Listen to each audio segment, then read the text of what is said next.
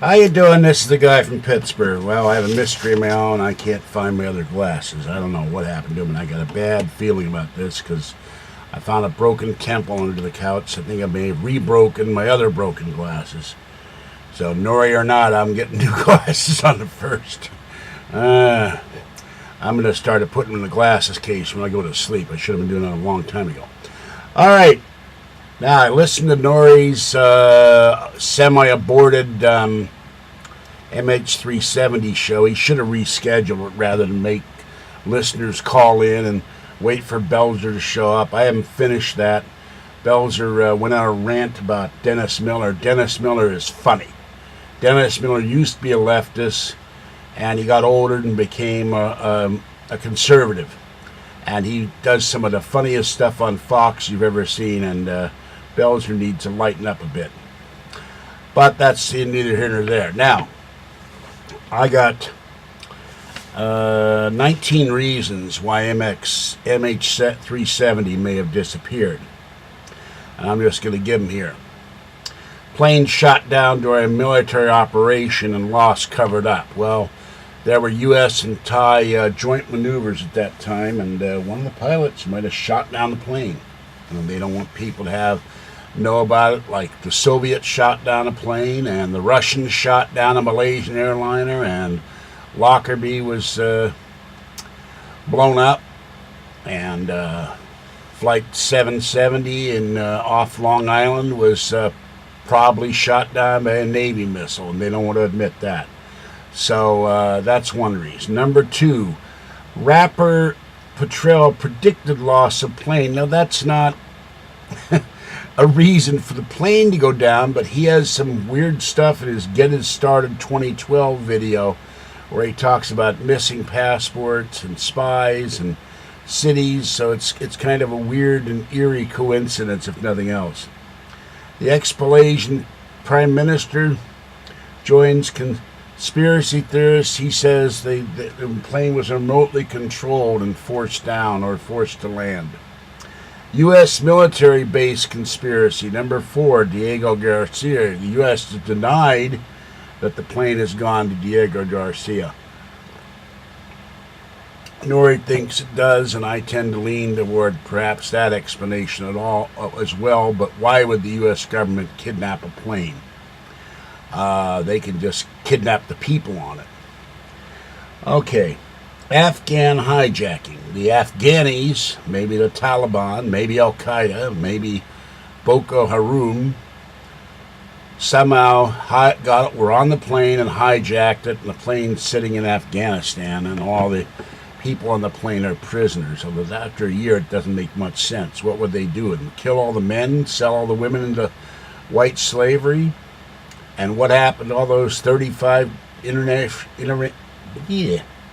information technology experts that were on the plane? Were they shuttled off to China or Russia or some other country, or even Al-Qaeda itself, to get the information they knew about hacking and protecting networks, given that we've had all these security breaches all over the place in the last year?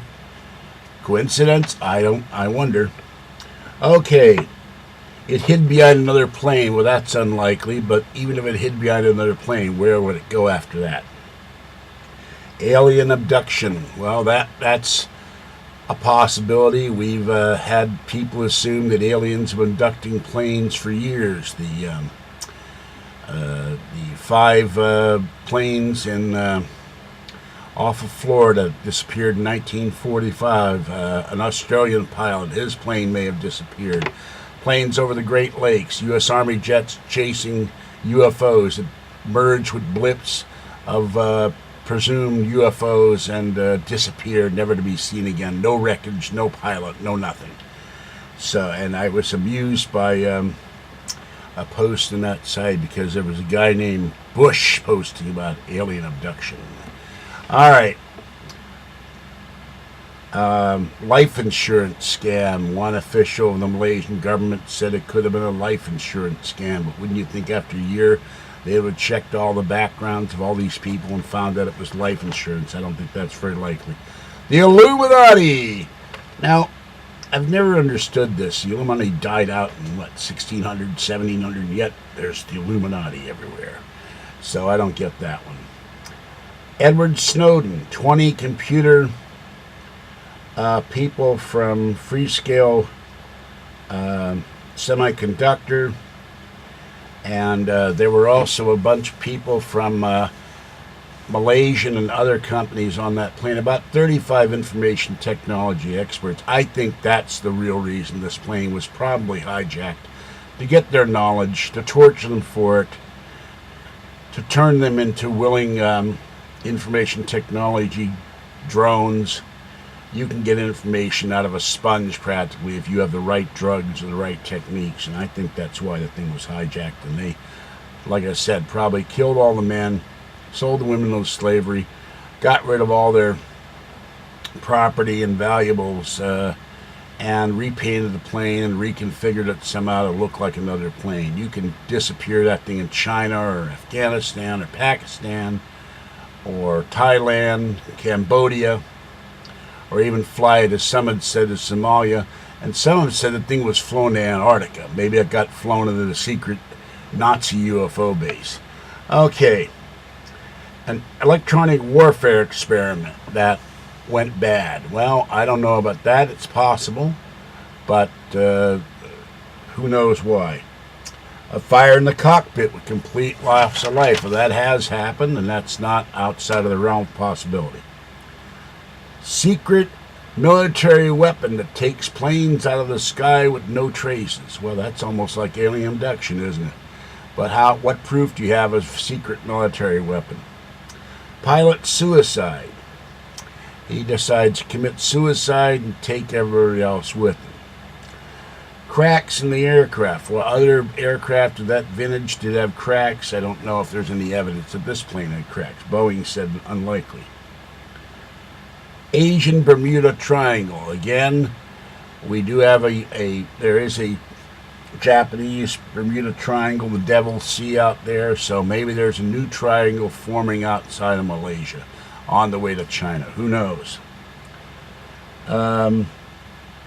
Terrorists crashed plane into the sea. Well, there were those two guys with the fake IDs, and Belcher talked about Putin crashing this plane into the sea, but why Putin would decide to attack a Malaysian Airlines plane going to China, unless somebody was on that plane he wanted to get rid of. And maybe the two guys, they were former KGB Spetsnaz, or whatever they call the KGB this day. I can't even pronounce some of the Russian names for this stuff, but that's a possibility. Okay, pilot turned off passenger's oxygen for ditching plane in the sea. Well, he could have done that, but what's the point? If you ditch the plane, then you want to get out. And there's no evidence that he got out or anybody got out. If you ditch a plane, there's going to be some wreckage. There's no wreckage. And the pilot changed his diary, which he did. He stopped making entries to the diary before he took off. And some say that's suspicious. So there's the 19 reasons why MH370 may have disappeared. I think the most likely was they did it for the information technology experts who were headed to Beijing anyway. And that way they can take them, torture them, get the information they need on cyber terror and blocking access to networks. And after that, every company, major company in America, not everyone, but companies in America, government websites in the United States starting getting hacked like crazy. So I wonder if I think that's the most likely reason the thing disappeared. You don't need to keep all the people in the plane, just to select few, and the rest of them are expendable. Okay, this is the Guy from Pittsburgh. I'll be back in a minute for another video. Have a great day, and I'll catch you next time. Bye-bye. Oh yeah, forgot, because I'm not quite awake yet. Free Art Bell's bumper music, and Freetheduck. And people wondered why I say Freetheduck. It's a joke, people. You've missed watching the videos. Of the point, I'm making a joke on Jim Maillard and his duck. So because it amuses me. I like his duck, and I like Jim Maillard. So that's why I say free the duck, because some of you wondered why I say free the duck. Well, if you haven't watched the video where I started saying free the duck, you don't know why. I just think it's a funny thing to say. Okay, see you later. Have a great day. And try to stay cool. It's hot here. Bye-bye.